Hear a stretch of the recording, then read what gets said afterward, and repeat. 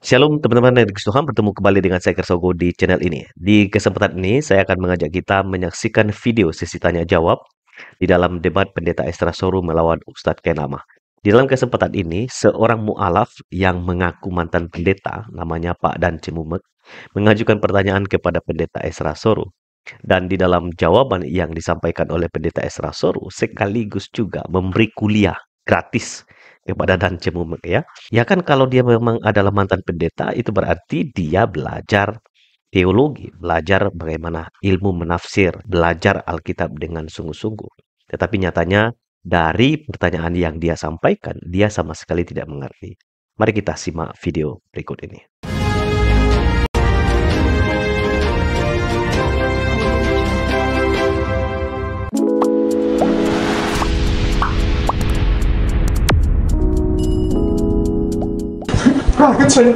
Saya ingin tanyakan Matius pasal 12 ayat 40. Sebab seperti Yunus tinggal di perut ikan 3 hari 3 malam, demikian juga anak manusia akan tinggal di rahim bumi 3 hari 3 malam. Kalau Yunus hidup, berarti juga Yesus hidup. Disebutkan tinggal di rahim bumi 3 hari 3 malam. Nah, saya ingin tanya kepada Bapak Pendeta, apa perbandingan kehidupan Yesus pada Matius pasal 40 ini dengan kisah para Rasul 25 ayat 19? Di situ disebutkan bagian B, sedangkan Paulus katakan dengan pasti bahwa dia hidup. Ya, pertanyaan saya, bahwa Yesus itu hidup, bukan mati. Nah, inilah pertanyaan saya. Tolong bandingkan dan berikan penjelasan. Demikian. Baik, terima kasih.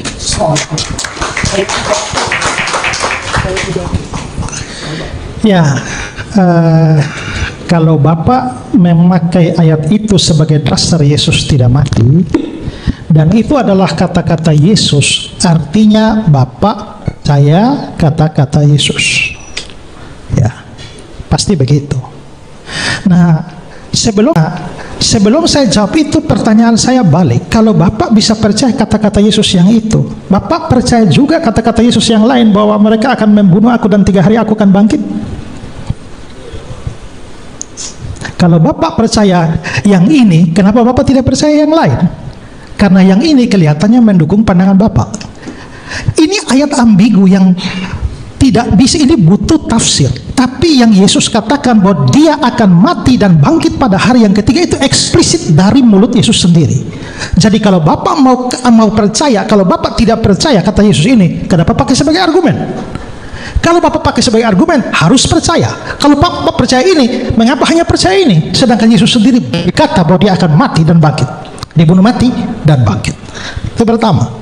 Kedua, Pak harus ingat bahwa ini ada dalam Injil Matius. Dalam Injil Matius itu, ya, yang mengatakan, yang Pak tafsirkan bahwa ini Yesusnya tidak mati karena Yunus tidak mati.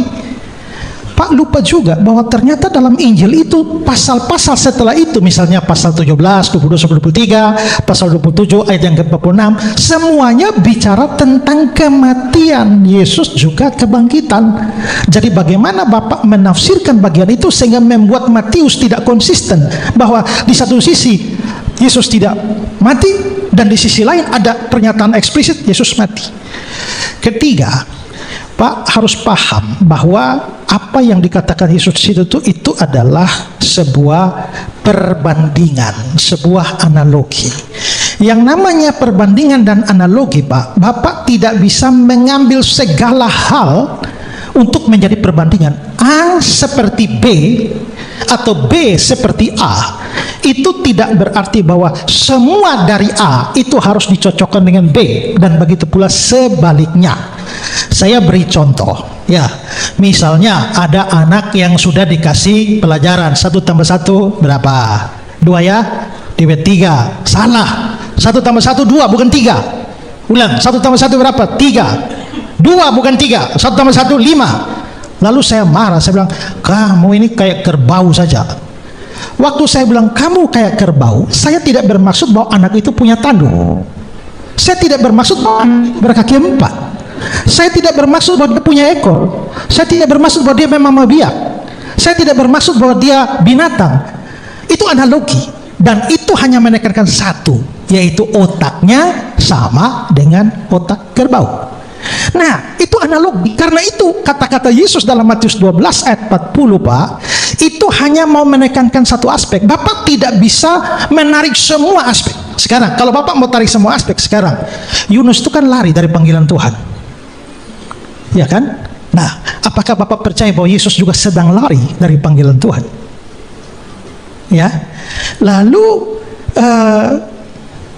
Yunus berada di dalam pangkuan, di dalam perut ikan, dan pada akhirnya dia bertobat, lalu diutus kembali. Apakah Bapak juga percaya bahwa Yesus pada akhirnya bertobat? Nah, itu menunjukkan bahwa paralel antara Yesus dan Yunus tidak boleh dalam segala hal. Kalau begitu, paralelnya dalam bidang apa? Nah, sama seperti Yunus dalam perut ikan, demikianlah anak manusia ada di dalam rahim bumi. Nah, dari situ kita bisa melihat bahwa rahim bumi itu Bapak mesti paham istilah orang Yahudi. Rahim bumi yang dimaksudkan dalam terminologi orang Yahudi itu tidak lain dari istilah mati. Sehingga dengan demikian sebenarnya persis seperti Yunus yang di dalam perut ikan, tapi orang tidak bisa lihat dia lagi, tiba-tiba dia muncul kembali pada hari ketiga. Demikian juga Yesus. Nah, soal Yunus tidak mati dan Yesus, kalau Yunus tidak mati lalu Bapak memaksakan bahwa kalau begitu Yesus harus tidak mati, Bapak gagal memahami analogi dan paralelisme yang dibangun di sana. Nah, itu soal logika, dan memang salah satu teknik hermeneutics itu adalah penafsiran analogi dan paralelisme ini.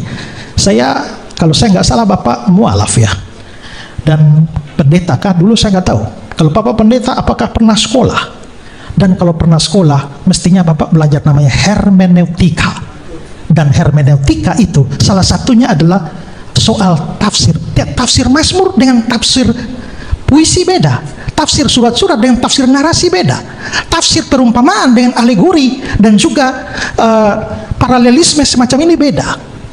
Karena itulah menurut saya Bapak gagal memahami hermeneutics Alkitab khusus bagian itu. Ya, begitu aja. Ya, itulah video dari Pendeta Esra Soru yang memberi jawab terhadap pertanyaan yang disampaikan oleh mualaf dan cemumet ya. Ya, itulah mereka ya, karena tidak mengerti Alkitab, ya jadinya seperti itu. Ya, comot-comot satu ayat Alkitab dan tidak mengerti maksudnya apa, dan tidak melihat Alkitab secara keseluruhan. Akhirnya, ya salah pengertian, dan akhirnya tersesat, dan akhirnya meninggalkan kekristenan. Nah, inilah yang dikatakan perlu sungguh-sungguh belajar, ya, supaya tidak tersesat. Jawaban yang disampaikan oleh Pendeta Esra Soru sangat baik ya, sangat jelas, dan biarlah apa yang dijelaskan oleh Pendeta Esra Soru membuat penanya, mualaf dan cemumet ini sadar bahwa ternyata dia tidak kritis dan tidak sungguh-sungguh mau belajar. Itu saja, Tuhan memberkati kita semua. Shalom.